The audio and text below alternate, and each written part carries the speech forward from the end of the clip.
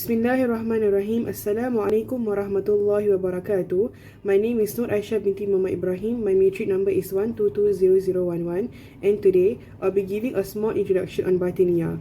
Islam is the greatest gift from Allah SWT to humanity, offering happiness both in this world and the hereafter.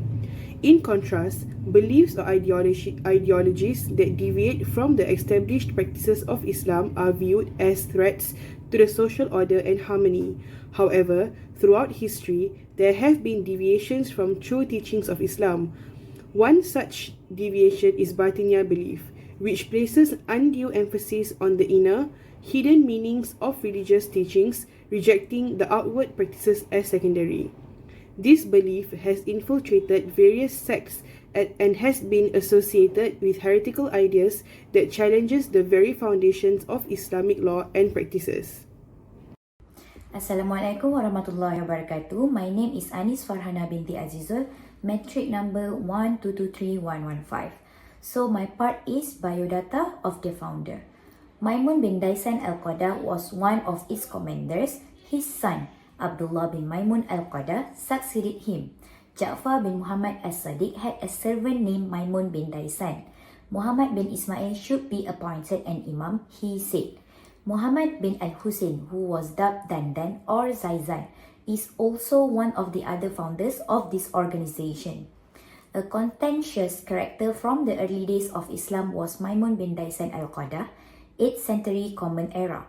He is regarded as one of the leaders of the Shia Islamic sect known as the Ismaili. According to reports, he came from the Persian region, present-day Iran, which was a hub for intellectual and spiritual advancement at the time. Assalamualaikum warahmatullahi wabarakatuh. My name is SUHAIBAH binti YUSOF and my matric number is 1223122. Today I will explain to you about Ahli Sunnah wal Jamaah perspective on the teachings of Batiniyyah. And for that, I choose the opinion by Imam Al-Ghazali. Based on Ahli Sunnah wal Jamaah perspective on this trend, there is figure an Islamic scholar who is very opposed to the trend, namely Imam Al-Ghazali, who is known as anti-Ismailiyah figure. Imam Al-Ghazali sees this movement as a teaching that brings real harm to Muslims, both in terms of politics and thought.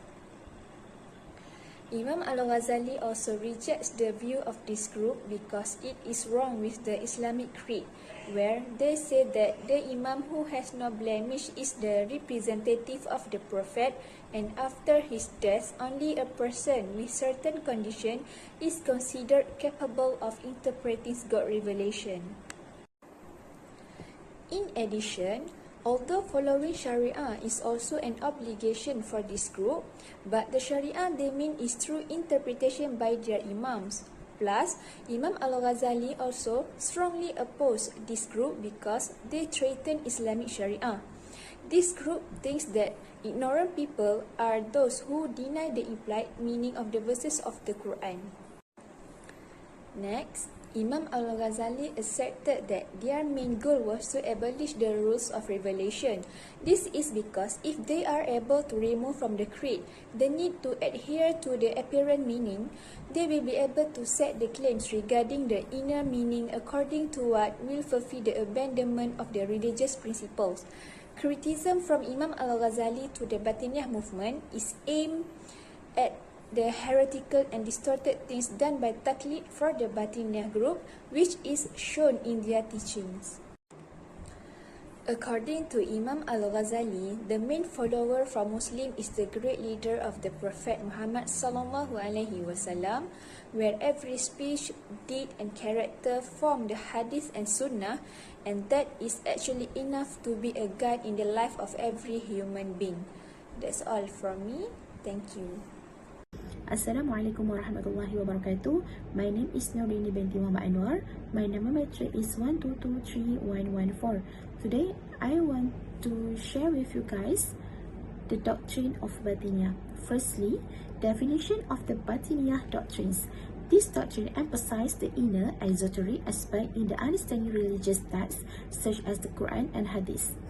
Its origins are closely related to Shia, especially Ismailiyah Group.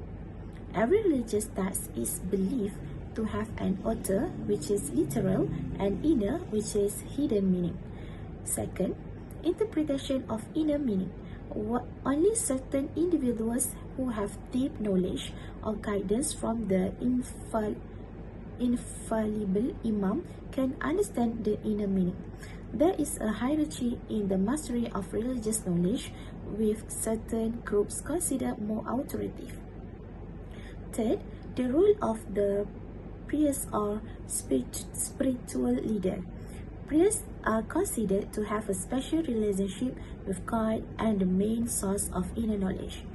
This doctrine is used to strengthen the political and spiritual legitimacy of the Batiniyyah Group.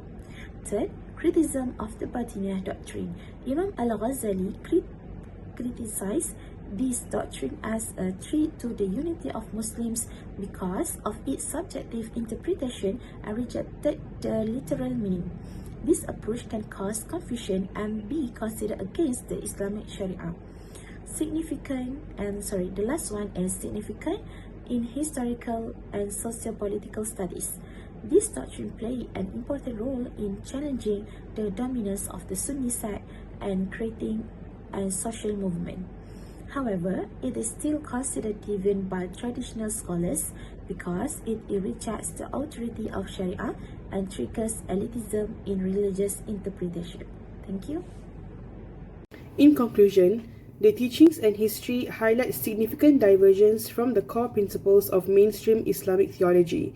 Imam Al-Ghazali criticisms reflect a broader rejection by Ahli Sunnah wal Jama'ah of doctrines that deviate from the Quran and Sunnah. By confronting Batiniyyah's theological claims, scholars like Al-Ghazali have reinforced the primary of prophetic guidance and authentic understanding of Sharia, ensuring the preservation of Islamic orthodoxy.